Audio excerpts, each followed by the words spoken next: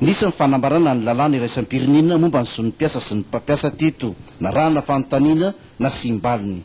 Matetika sy ao zany amin'ilay hoe tsy fanajana ny zoan'ny olona ny zoan'ny mpiasa dia izao hoe rehefa mandeha zany a misy mpampiasa mandroaka mpiasa izay tsy mampiatra koa ny zo izay atao hoe zo hiavy tena.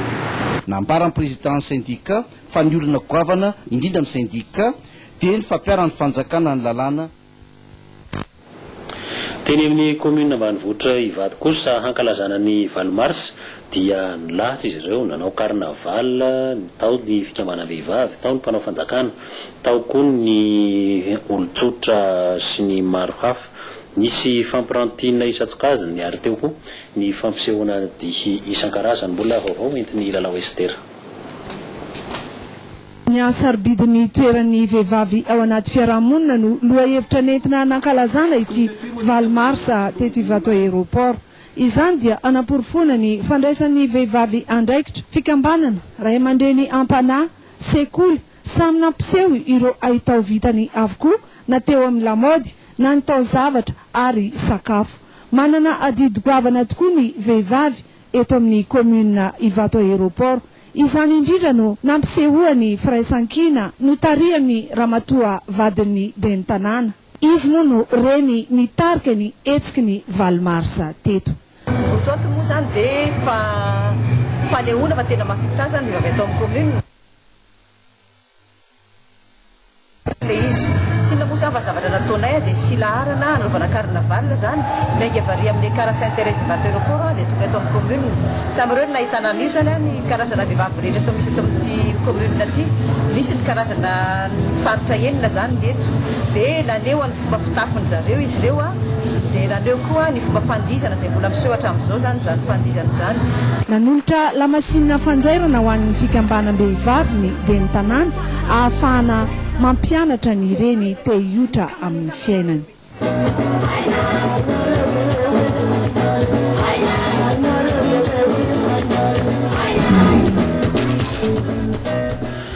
Fa alohan'ny nahatongavany datin'ny valomars androany izany hoe tamin'ny herinandro teo dia niofana mandritra ny andro maromaro ireo vehivavy izay ho tonga mpanofana olon-tsahala na père éducateur amin'ny teny frantsay, père éducatrice satria vehivavy izy ireo ary PAIRE ny fanoratra azy.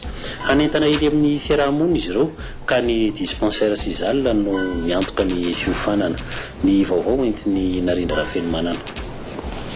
Reny mpianakaviana tovovavy maro misy eo amin'ny 17 no notsongainy ny dispensaire Sizal azo fifanana ho mpanabe olo-tsahala ka nisehitry ny fiainan'ny vehivavy manokana no iofanan'izy ireo. Zany hoe nampitombo bebe kokoa ny traikefa azo efa hatramin'izay dia ny fahalalana vono dia mba afaka manasoa an'ilay mpiarabelona ihany koa zany indrindrindrindra fa izay ety amin'ny bakarte ety zany dia mila mampitombo fahalalana kely.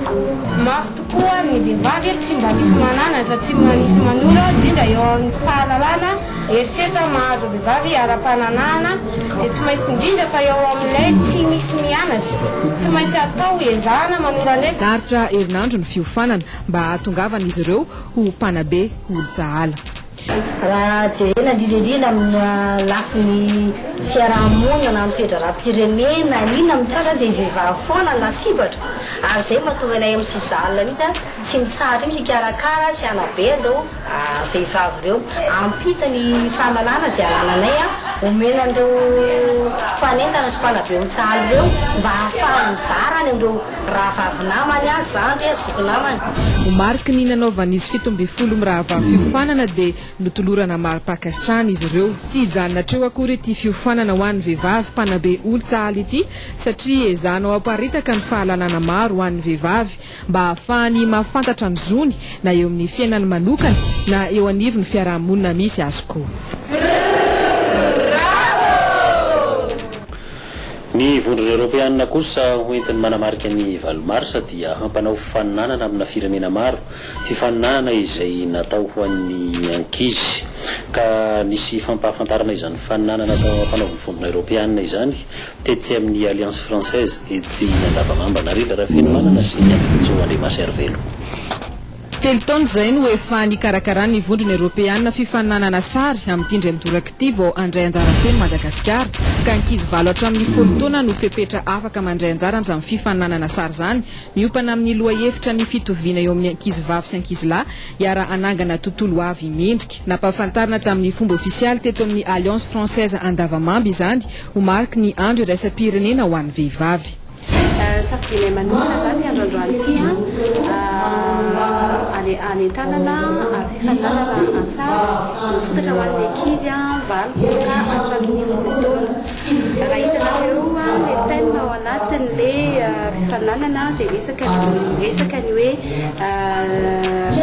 fifandraisan'ny lahy sy ny vavy na fitoviana lenta eo amin'ny lahy sy ny vavy izay natonga ilay hoe maninona ny hoe ny ankizy no siblena tamin'le fifaninanana dia tsy inona fa ny hoe le mbola kely zany izy dia efa entanina sahady amin'ny resaka atao hoe miralenta hoe question genre.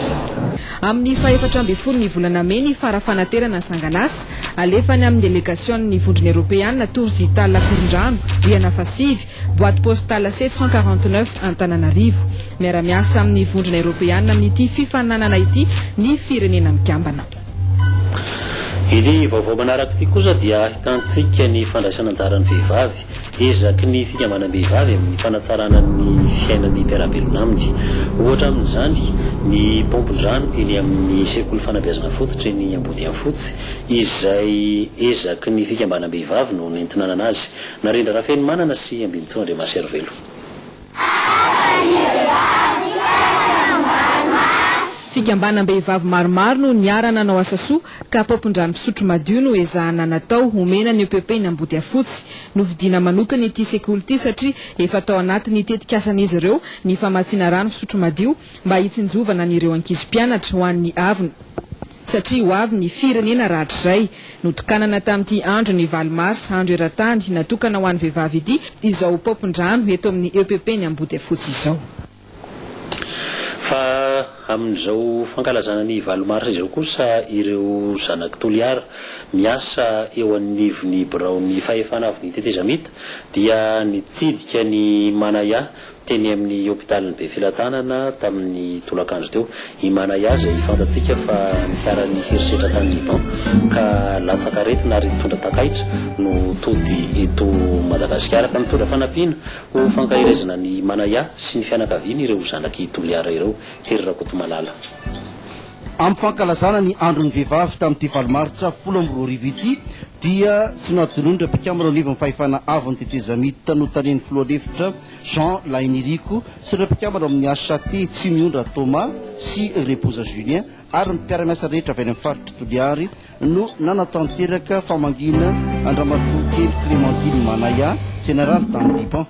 Tety amin'ny hôpitaly be filatanana no nanantanterana an'izany nisy ny fandraisana anjara biriky avy amin'izy ireo ho fanampiana sy fikarakarana ny Manaya ka tamin'izany no nanehoan'ny reniny fisaorana ireo nanampy ary mbola angatahany ihany koa amin'ny fitondram-panjakana mba hanampiana azy ireo ara-pitaovana sy ara-bola amin'ny fikarakarana raha tsy ahivina ny 12 janoary 12 Manaya no efa narary tany Liban ary ny ray maritsa teo izy no tonga tetatany razany.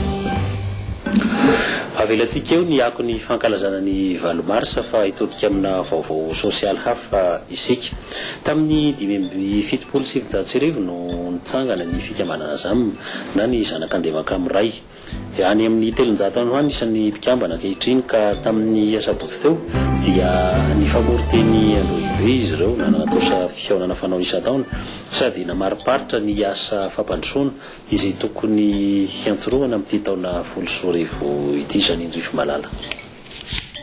Ankoatry dinikiny mpianakavy namaritany inspecteur Botomasendry filompon-tantanany ZAM ankehitriny ireo programa asa fampandrosoana ny faritra ny avin'izy ireo dia noararotina ny fotoana teto ny zarana maripahaizana sy maripakasitrahana ho an'ireo ankizy 520 mianadahy zanaky ny fikambanana nazo ny maripahaizana licence baccalauréat BPC SOPE tamin'ny taona 20 sy 2020 isan'ny lehibe indrindra tamin'ny fanapahan-kevitra noraisina ny itondra